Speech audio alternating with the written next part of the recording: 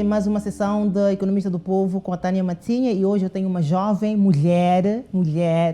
Eu acredito que as mulheres é que são as donas das nações, mas isto é uma conversa para outro dia. Bem-vinda ao programa, a doutora Mércia Cossa, que é formadora, jurista e foi administradora também do Panda. Obrigada. Boa noite, telespectadores da tua TV. E quero agradecer pelo convite que me foi dado para poder me apresentar aqui no vosso programa. E talvez por começar, tendo tido a experiência de estar com as comunidades, nas zonas rurais, no distrito, eu gostava de talvez que partilhasse connosco quais são os maiores desafios que acredita que, portanto, com esta experiência específica, provavelmente é uma experiência de várias outras zonas, onde as comunidades têm a maioria. Como é que vê o desenvolvimento econômico, social das comunidades em comparação com as cidades? Obrigada. Eu realmente tive uma experiência positiva como administradora do distrito de Panda durante o período em que eu estive em exercício. Digo que é uma experiência positiva porque era uma missão que eu cumpria pela primeira vez, nunca tinha dirigido uma comunidade ou um distrito, ou seja, nunca tinha tido uma missão do Estado. Então, aquilo foi uma experiência positiva. E, por outro lado, é que as comunidades rurais, como nós sabemos, o nosso país tem como é que eu diria? Eu diria que as comunidades apresentam vários desafios. O distrito de Panda, em particular, é um distrito que é muito assolado por secas, pela sua característica, né? E isto, de alguma forma, acaba influenciando naquilo que seria o ideal de um desenvolvimento de um distrito. Então, houve muitos desafios, sim, desafios em relação à expansão da distribuição de água, desafios em relação à expansão da rede elétrica, desafios em relação à expansão da rede sanitária e, sim, diria que são esses desafios que eu encontrei lá e que, junto com as comunidades, nós procurávamos ultrapassá-los, porque nós sabemos que não é fácil com que o governo disponibilize fundos para poder ajudar os distritos. E, em algum momento, os próprios distritos devem ter iniciativas próprias. E uma das coisas que nós fazíamos nós temos uma situação, por exemplo, de vias de acesso. Nós não vamos esperar que o governo, através da ANE, injetem fundos. Enquanto o governo estiver a organizar-se para poder criar condições financeiras, para poder abrir as estradas como elas devem ser, nós apelávamos à comunidade. Vamos trabalhar, vamos pegar naqueles instrumentos nossos, nas katanas, nos machados, vamos tentar abrir trilhos.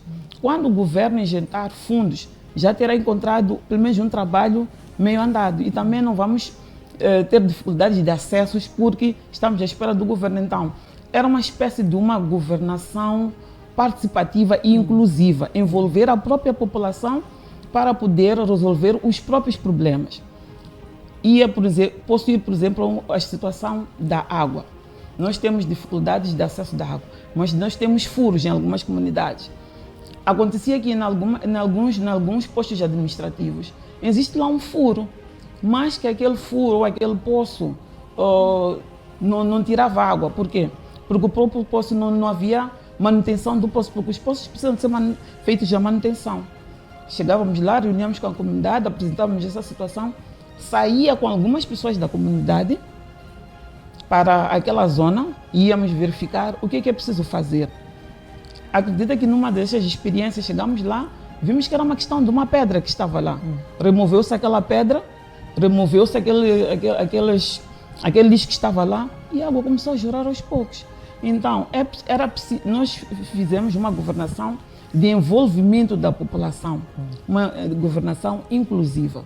E dentro desta experiência, se estou a ouvir a contar a história, quando faz uma comparação entre este comportamento da comunidade o interesse de fazer parte e não sentar e cobrar, porque quando vens para aqui, para as zonas urbanas, para as cidades, o que encontras é que a delegação para resolver os meus problemas é total. E estás aqui a contar uma história de um cenário diferente, então o que me ocorre é que o que é que nós das cidades, das zonas urbanas, podemos aprender com as comunidades? Eles resolvem os seus próprios problemas. E nós já não estamos, nós somos mais egocêntricos. Eu, se resolver o problema da minha casa, não quero saber se a via está comprometida e eu contribuí. Não, eu estou a ir ao escritório. Sim, eu por acaso percebi que existe uma grande diferença. Porque nós nas cidades temos aquela concepção de que eu pago imposto, eu pago taxas, então eu quero ver o retorno destes impostos, dessas taxas que eu pago. E por isso delegamos todas as competências a quem de tutela deve satisfazer aquilo que é a nossa preocupação. Por exemplo, eu pago a taxa de lixo. Minha preocupação é que o município venha tirar. Se o município não tirar, é um barulho autêntico. Mas nós podemos podemos nos organizar entre os moradores, tentarmos tirar, irmos depositar o lixo em algum sítio em que se possa depositar.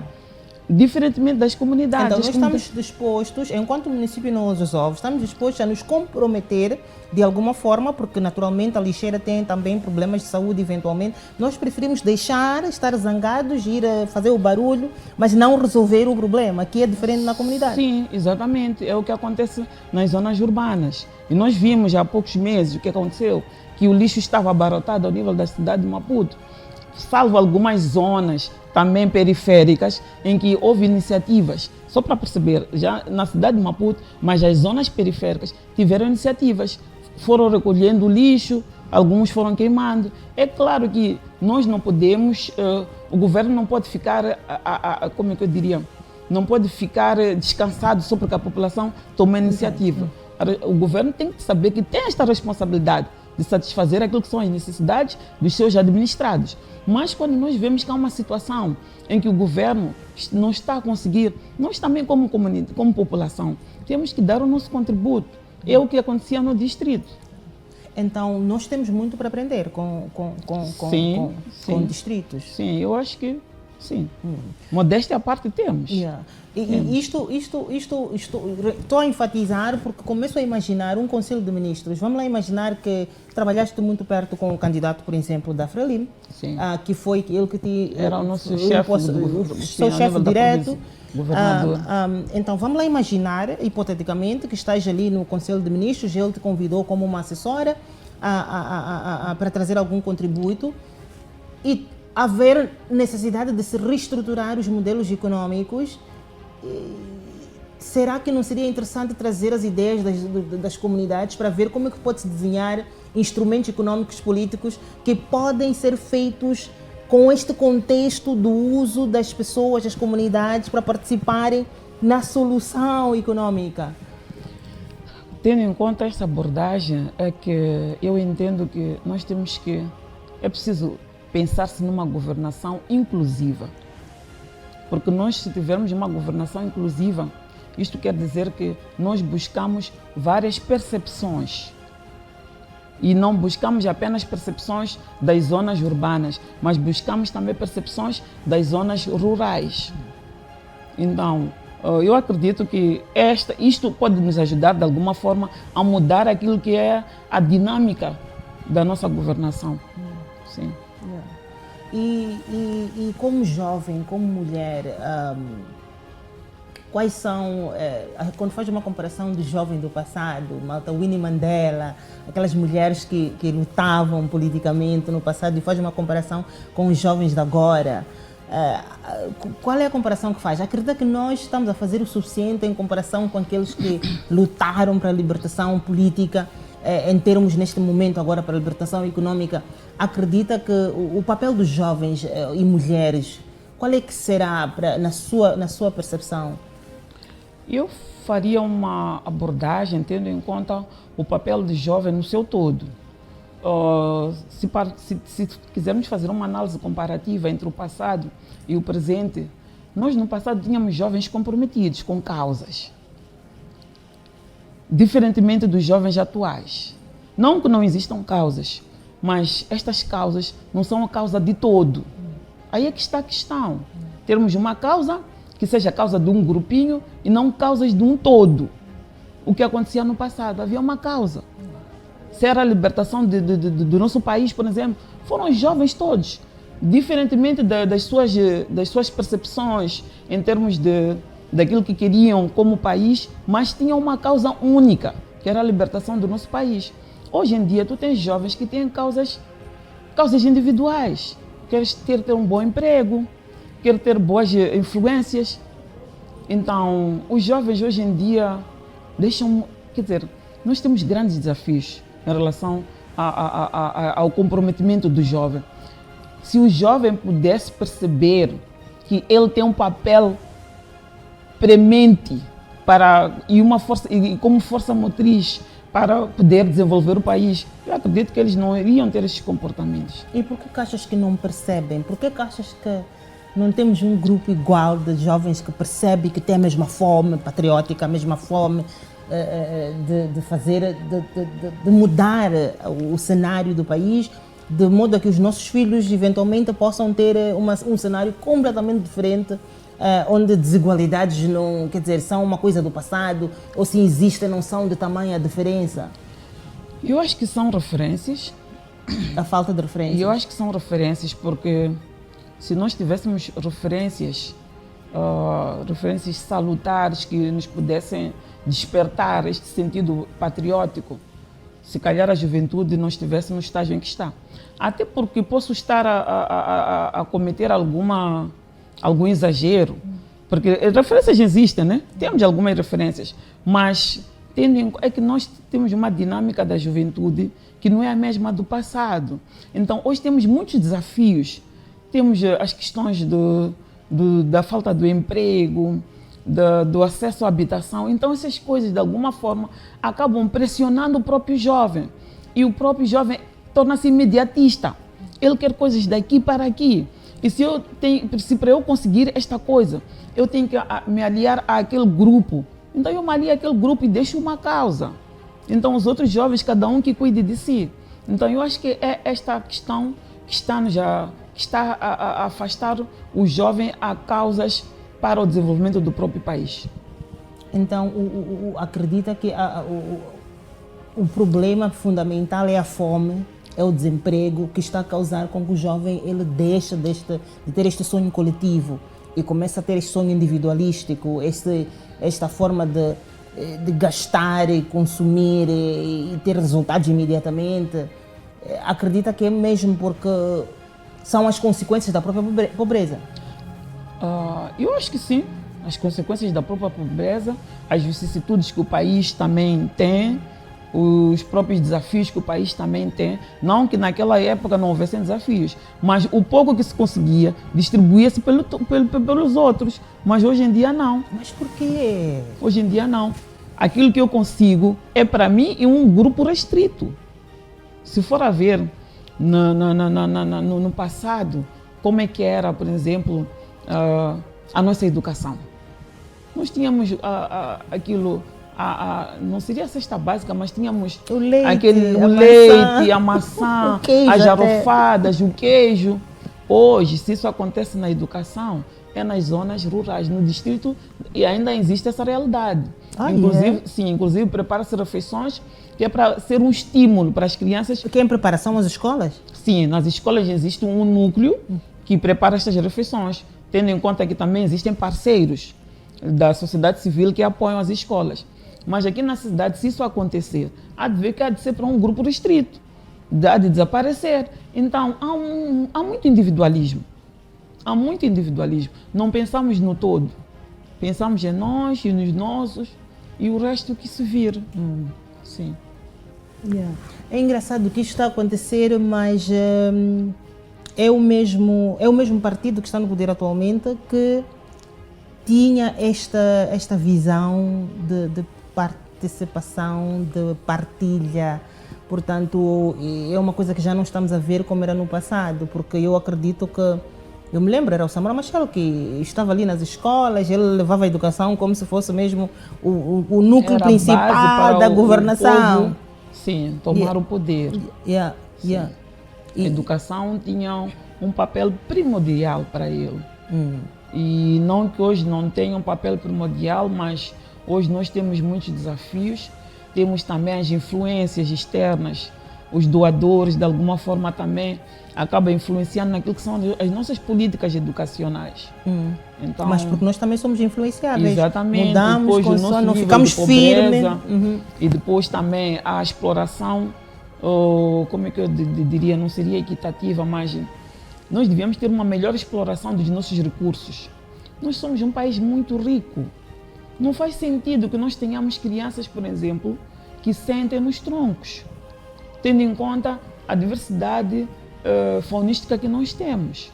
Então alguma coisa está a falhar. Mas o que Os está a recursos falhar? minerais que nós temos seriam bastantes para poder alimentar, como é que eu diria, não termos estes problemas financeiros que nós temos. Não, mas dizem que os recursos só vamos ter o dinheiro em 2027. Para além de mais, as pessoas que estão a cavar lá nos recursos precisam de muito dinheiro, então estão a gastar muito, mas muito dinheiro para conseguir. Entretanto, dizem que temos vários desafios, não é só ter o dinheiro.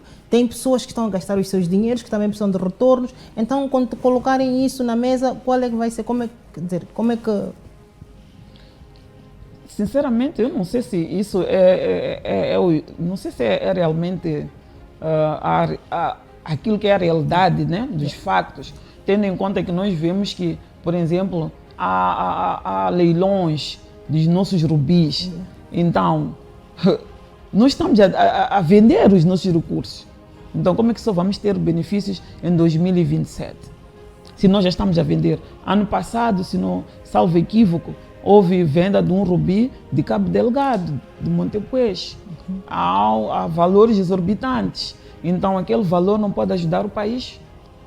Mas as pessoas que estão por detrás dessas decisões são as mesmas pessoas que... Como é que se muda isso? Vamos lá imaginar que o partido no poder continua no poder. Ele, de alguma forma, está consciente sobre isto.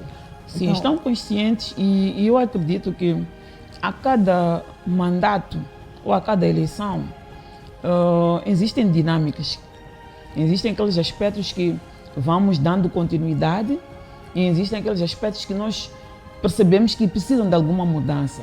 E eu acredito que nós vamos conseguir dar continuidade a esta governação do partido no poder. E tenho certeza que não vai ser a mesma dinâmica que tínhamos no passado. Por que não? O que que te dá essa certeza? Porque, sem querermos fazer campanha, sim, né? Sim. Mas o candidato que nós temos é um candidato que conhece... Então, enquanto tu falas sobre, fazes a semi-campanha, eu vou ser um advogado de, como é que se chama? Devil's advogado do diabo. Eu vou ser advogado do diabo, então vamos. Sim, sem querer fazer campanha. Ok. Mas eu creio que o candidato, tendo em conta aquilo que foram as suas missões em vários sítios, no distrito, na província... Diz que esteve na Cala, esteve em Mbane, esteve em Tete... Esteve também em Cabo Delgado. Cabo Delgado. Sim. Então, eu creio que ele tem o mínimo de conhecimento da realidade. Mas todos os outros no passado tiveram o mínimo de conhecimento da realidade. Sim, mas... Todos os outros tiveram o mínimo de conhecimento da realidade. Todos conhecem a realidade. Todos sentam assim como tu e dizem, nós estamos frustrados com isto, mas quando chegam lá, mudam, ficam diferentes. Nem vão te conhecer. Te nomearam, nem vão te lembrar quem? Mércia. Esquecem. Sim, não, eu digo que conhecem a realidade no sentido de viver aquela realidade. Uma coisa é conhecer a realidade por causa das campanhas abertas, das presidências abertas, algumas visitas, e outra coisa é tu viveres aquela realidade.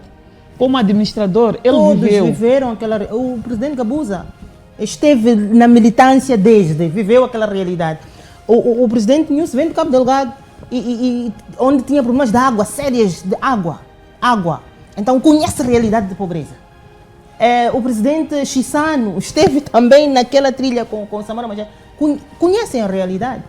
Sim, mas eu creio que este e por ser jovem perceber aquilo que são as necessidades dos próprios jovens, vai ter uma governação diferente. Mas ele vem do mesmo partido de onde vieram todos os outros? Sim, é aquilo que eu estava a dizer. Cada governação insere a si suas próprias características e suas próprias dinâmicas. É que nós, quando estamos a ver a ele, nós outros de fora, que nunca trabalhamos com ele, estamos a ver a ele, estamos a ver, vamos continuar com a mesma coisa, vamos continuar com a mesma coisa. Eu acho que é uma questão de darmos esta oportunidade. Não, mas já demos várias oportunidades. Por que temos que continuar a dar oportunidade quando estamos a ver que cada vez que damos oportunidade estamos a tirar a esperança destes mesmos jovens, já estão a perder a esperança, já estão a ficar egocêntricos. Está a imaginar, 80% das pessoas que estão nas zonas rurais com quem conviveste com alguns, estão à espera, tem uma esperança que um dia chega a nossa vez. Um dia alguém vai se lembrar de nós, um dia vai sair daqui um pobre que foi pobre, mas quando chegam lá, esquecem que foram pobres, esquecem que andavam a pé, esquecem, porque alguém já está a pegar a sua pasta, alguém já está a dizer que para tu levantares, todos tens que levantar. Portanto, quando tu exageras em transformar o ser humano em Deus, ele, por mais que ele não queira, ele não consegue resistir. Porque ele está a ver, já nem preciso pegar o meu próprio telefone, então eu sou dono do mundo. Sim, por isso que quando estivemos a falar sobre aquela experiência do Conselho de Ministros, eu dizia que era preciso termos uma governação inclusiva e participativa. Quando eu digo inclusiva é o quê?